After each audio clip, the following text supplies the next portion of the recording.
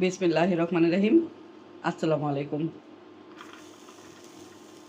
আলু আর করলা একসাথে ভাজি করব। বাই দ্য ওয়ে, আমি মাহমুদা খানম, মাহমুদা রাইন থেকে সবাইকে স্বাগতম। দিয়ে দিলাম পেঁয়াজ, দিয়ে দিচ্ছি কাঁচামরিচ, দিয়ে দিচ্ছি তেল, সয়াবিন তেল দিয়ে দিলাম। 1 মিনিটের মতো ভেজে নিব।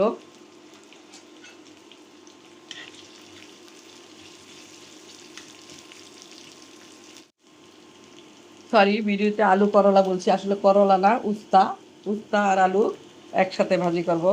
পেঁয়াজ 1 মিনিটের মতো ভেজে নিলাম। এখন দিয়ে দিচ্ছি কেটে পরিষ্কার করে ধুয়ে নিয়েছি আলু আর উস্তা, দিয়ে দিলাম।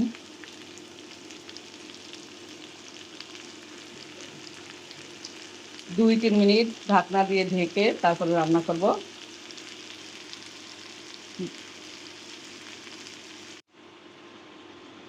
কেটে পরিষ্কার করে পানি পাল্টি পাল্টি ধুয়ে নিয়েছি আলু আর উস্তা, সবগুলো উস্তা আর আলু দিয়ে দিলাম। এখন দিয়ে দিচ্ছি স্বাদ মতো লবণ।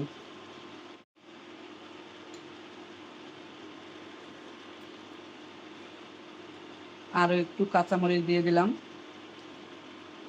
দিয়ে দিলাম পেঁয়াজ। ঢাকনা দিয়ে ঢেকে 5 মিনিট রান্না করব। ঢাকনা দিয়ে ঢেকে 5 মিনিট রান্না করলাম হাই হিটে।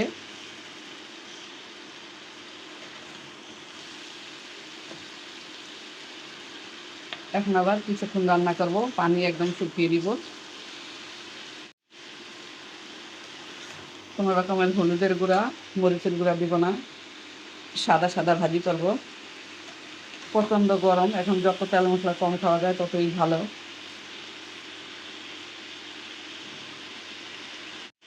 রান্নার জন্য চুলার পর একেবারেই আসা যায় না, এত গরম। ভালোভাবে নেড়ে চেড়ে পানিটা শুকিয়ে নিচ্ছি।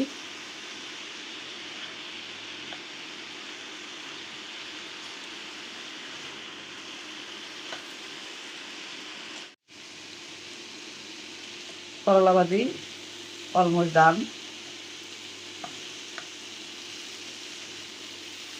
এখন দিয়ে দিচ্ছি ধনিয়া পাতা।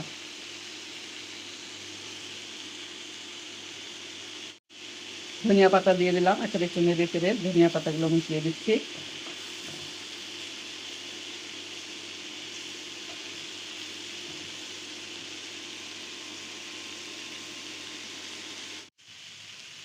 উস্তা ভাজি অলমোস্ট ডান। সবাই ভালো থাকবেন, সুস্থ থাকবেন। ফিরে আসবো নতুন কোনো রেসিপি নিয়ে। আল্লাহ হাফেজ। আসসালামু আলাইকুম।